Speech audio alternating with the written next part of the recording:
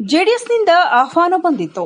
ಮಂಡ್ಯದ ಋಣ ನನ್ನ ಮೇಲೆ ಇದೆ. ಆ ಋಣ ತೀರಿಸುವ ಒಂದು ಸದಾವಕಾಶ ಈ ಚುನಾವಣೆಯಿಂದ ಸಿಗುತ್ತೆ ಅಂತ ಹೇಳಿ ನಾನು ಇಂದು ಮಂಡ್ಯಕ್ಕೆ ಬಂದಿದ್ದೇನೆ. ನನಗೆ ಜೆಡಿಎಸ್ ಸೇರ್ಪಡೆ ಉದ್ದೇಶ ಇರಲಿಲ್ಲ.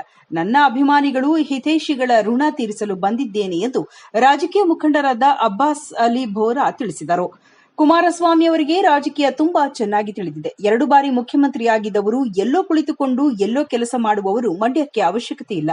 ಕಾಂಗ್ರೆಸ್ ಅಧಿಕಾರಕ್ಕೆ ಬಂದ ಮೇಲೆ ನಮ್ಮ ಸಮುದಾಯಕ್ಕೆ ಅನ್ಯಾಯ ಮಾಡಿದ್ದಾರೆ. ಮುಸ್ಲಿಂ ಸಮುದಾಯ ಇಲ್ಲ ಅಂದ್ರೆ ಅವರು ಅಧಿಕಾರಕ್ಕೆ ಬರುವುದಿಲ್ಲ ಎಂದು ಹೇಳ್ತಾರೆ. ಆದರೆ ಅಧಿಕಾರ ಕೊಡೋದ್ರಲ್ಲಿ ಎಡವಿದ್ದಾರೆ. ನರೇಂದ್ರ ಮೋದಿ ಅವರ ಅಧಿಕಾರ ಖುಷಿ ತಂದಿದೆ. ಹಾಗಾಗಿ ನಮ್ಮ ಸಮುದಾಯದ ಜನರು ಈ ಬಾರಿ ಕುಮಾರಸ್ವಾಮಿ ಅವರಿಗೆ ಮತ ನೀಡಬೇಕೆಂದು ಮನವಿ ಮಾಡಿದರು. ಚಿಕ್ಕದ ಚೊಕ್ಕದ ಏನೋ ಕಾರ್ಯಕ್ರಮಕ್ಕೆ ನನಗೂ ಆಹ್ವಾನಿಸಿದ್ರು.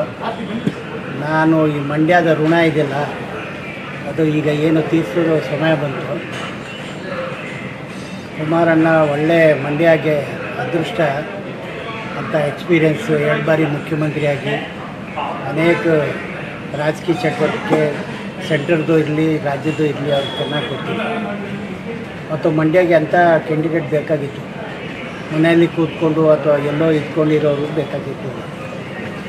ಮತ್ತು ನೆಕ್ಸ್ಟ್ ಈಗ ಕೇಂದ್ರದಲ್ಲಿ ಕೂಡ BJP ಸರ್ಕಾರ ಖಚಿತ ಬರೋದು ಇದೆ ಕಾರಣದಿಂದ ಇವರು ಏನಾದರೂ ಗೆದ್ದರೆ ನೆಕ್ಸ್ಟ್ ಮಂಡ್ಯಗೆ ಒಳ್ಳೆಯದು ಅಂತೂ ಆಗುತ್ತೆ.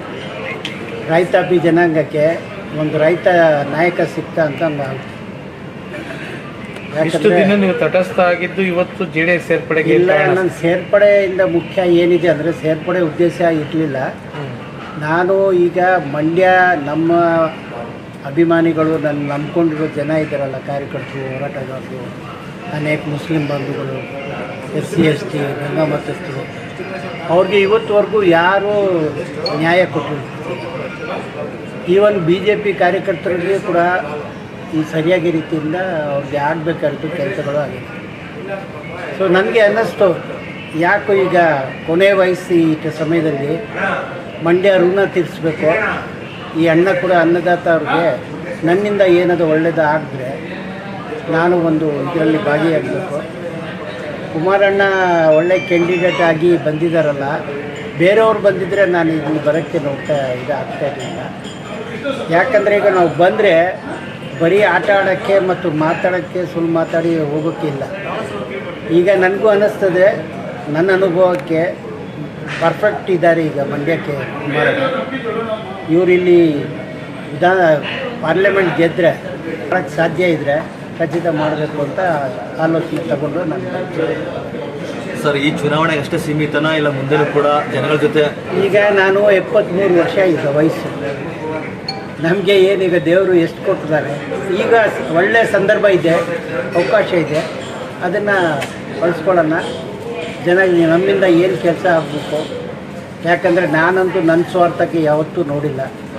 ನಮಗೆ ಬೇಕಾಗಿಲ್ಲ, ದೇವರು ನನ್ನ ಚೆನ್ನಾಗಿ ಬಿಟ್ಟಿದ್ದಾರೆ. ನನ್ನಿಂದ ಕಾರ್ಯಕರ್ತರು ಯಾರು ನಂಬ್ಕೊಂಡಿದ್ರಲ್ಲ, ಪಾಪ ಬರ್ತಾರೆ, ಸಣ್ಣ ಪುಟ್ಟ ಕಷ್ಟಕ್ಕೆ ಅವ್ರಿಗೆ ಯಾರೂ ಹೊಂದಿಸಲ್ಲ, ಕೈ ಜೋಡಿಸಲ್ಲ.